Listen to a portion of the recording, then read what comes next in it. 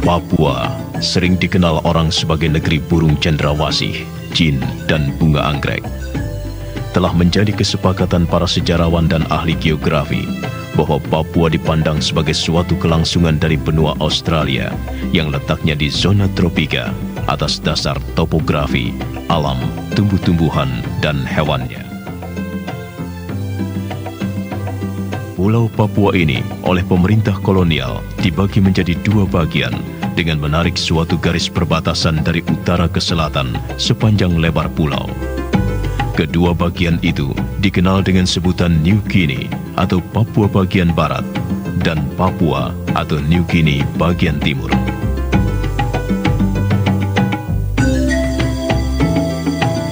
Sebutan New Guinea kepada pulau raksasa ini berasal dari kata Nova Guinea yang dalam bahasa Spanyol berarti Guinea Baru. Hal ini disebabkan karena para pelaut Spanyol yang pertama-tama mendarat di Pulau Papua pada tahun 1582 melihat adanya kemiripan pantai Pulau Papua dengan pantai Guinea, sebuah negara di Afrika. Papua Barat memiliki luas 160.000 mil persegi atau 3 kali luas Pulau Jawa. Daerah yang syarat akan misteri ini terbagi dalam 3 bagian, yaitu kepala burung atau semenanjung cendrawasih, leher, dan tubuh. Di utara mengalir satu-satunya sungai, yaitu Sungai Mamberamo yang bermuara di Samudra Pasifik. Sementara di selatan, banyak terdapat sungai-sungai besar yang bermuara di Laut Arafuru, di antaranya Sungai Lawrence, Sungai PS Utumbue, Sungai Baliem, Sungai Mabi, dan Sungai Digul. Negeri Papua sangat terkenal akan kekayaan alamnya, dari emas, emas cair, minyak tanah, nikel, hingga kulit pohon masoi, dan lain-lain. Kekayaan alam ini mengundang penancapan peradaban kapitalisme besar-besaran oleh para pelaut Eropa, khususnya Belanda. Penancapan peradaban kapitalisme ini merupakan sumber konflik di tanah Papua di kemudian hari.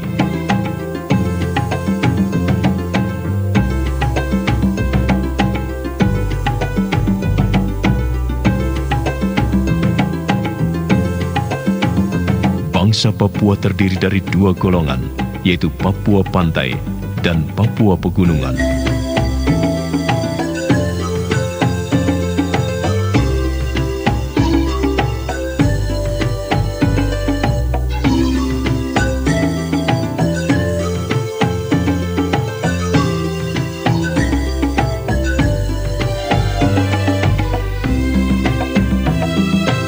Pada umumnya, bangsa Papua memiliki satu kultur yang mampu melestarikan keberadaannya selama berabad-abad, yaitu sikap untuk mengatur diri sendiri.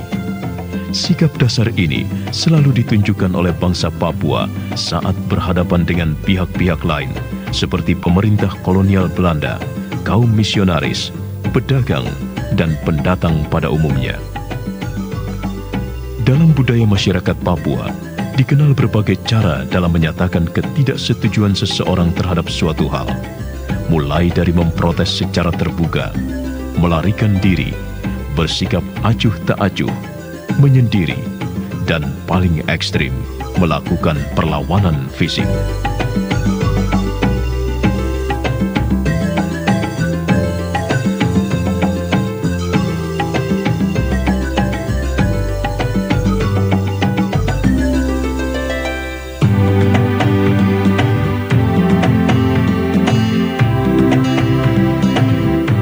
Pada tahun 1660 dan 1779, Belanda membuat suatu persetujuan dengan Sultan Tidore untuk pemerintahan mereka atas Pulau Papua. Konflik kemudian timbul ketika penemuan kembali Pulau Papua oleh James Cook adalah justru dalam rangka menuntut hak-hak Inggris atas pulau ini. Sedangkan kegiatan ekspedisi ke Pulau Papua terus pula dilakukan oleh pelaut-pelaut Prancis, Italia, dan bahkan Rusia. Sehingga tidak dapat dikatakan adanya kekuasaan Belanda atas Pulau Papua hingga tahun 1828 ketika Belanda mulai mendirikan benteng Dubus di Teluk Triton. Pada tahun 1920, Hindia Belanda sudah berhasil mempersatukan teritorium di Pulau Papua. Eksplorasi emas telah dimulai sejak tahun 1936 oleh MMNNG atau Kongsi Modal Belanda, Inggris, dan Amerika di daerah Sungai Lawrence, Sungai Digul, dan Pegunungan Mauke. Sementara itu di bagian utara, eksplorasi dimulai dari Hollandia dan di bagian selatan dimulai dari Tanah Merah atau Digul. Kedaulatan Belanda atas Papua berhasil direbut Jepang pada tahun 1942 melalui kemenangan peperangan yang sangat singkat dan mutlak. Namun kemenangan Jepang tidak berlangsung lama setelah dipukul mundur oleh pihak sekutu. Maka terjadilah vakum kekuasaan di wilayah bekas Hindia Belanda ini. Suatu situasi yang kemudian dimanfaatkan oleh para pemimpin Indonesia.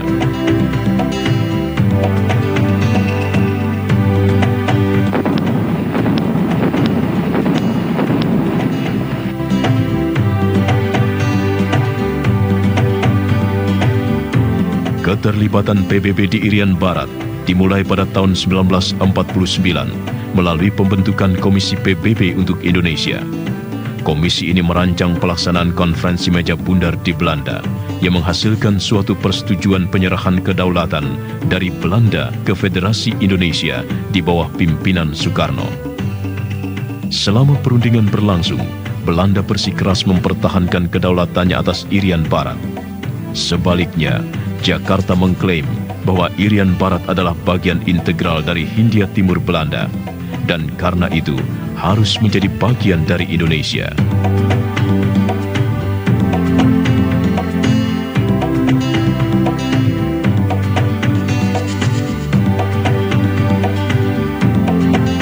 Pada tahun 1957, Indonesia mencoba memasukkan 4 resolusi mengenai klaim itu kepada PBB, tetapi tidak berhasil.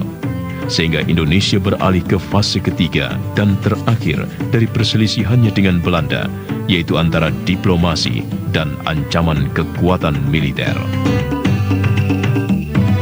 Ketika persengketaan tentang Papua semakin sengit, pada tanggal 1 Desember 1961, pemerintah Belanda menyetujui pendeklarasian kemerdekaan Papua di Hollandia, kini Jayapura, seperti yang telah dinyatakan dalam New Guinea Rad.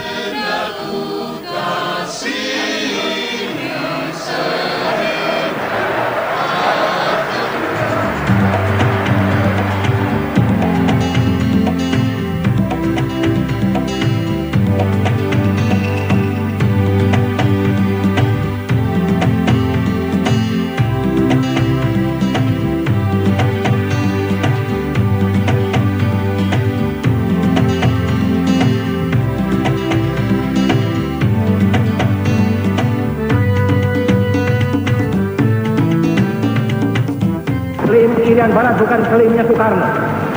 Klaim Irian Barat adalah klaim daripada rakyat Indonesia dari Sabang sampai ke Merauke. Klaim Irian Barat adalah klaim sejarah anti-imperialisme.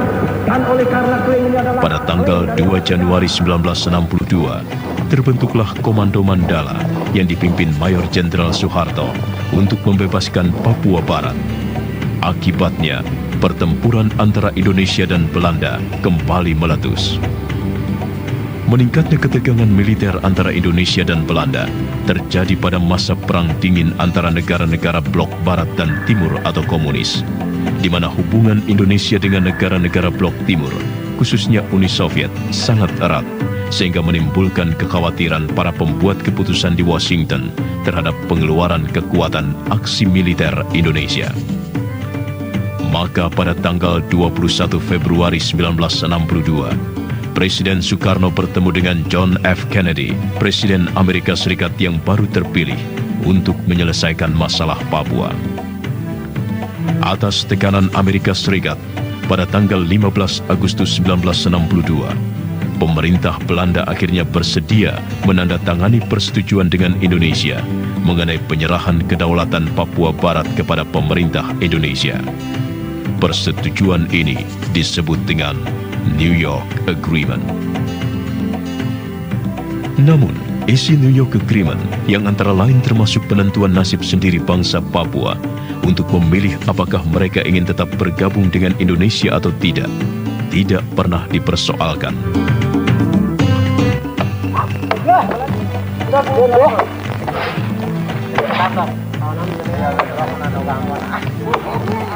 Kita mau mengalahkan kaum penjajahan neokolonialisme Indonesia, dan supaya Indonesia mereka akan pulang ke negerimu dan kita mau merdeka jadi negaramu, nama negara West Papua.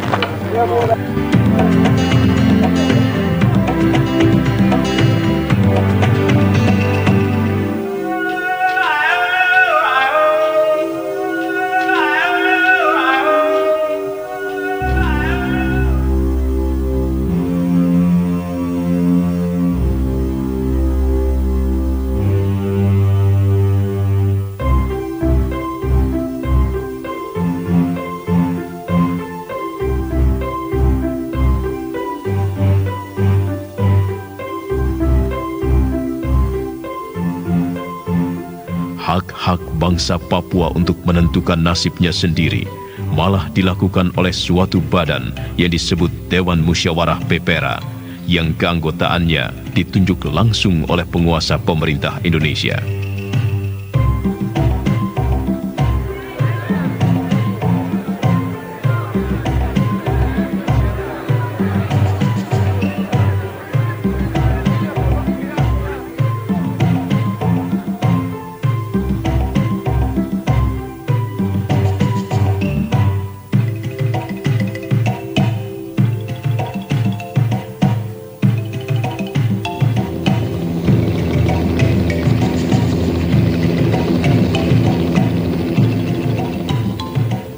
Pada bulan Agustus 1968, suatu tim PBB kembali ke tanah Papua yang telah diberi nama Irian Barat untuk membantu memberi pendapat dan terlibat dalam kegiatan penentuan nasib sendiri rakyat Papua.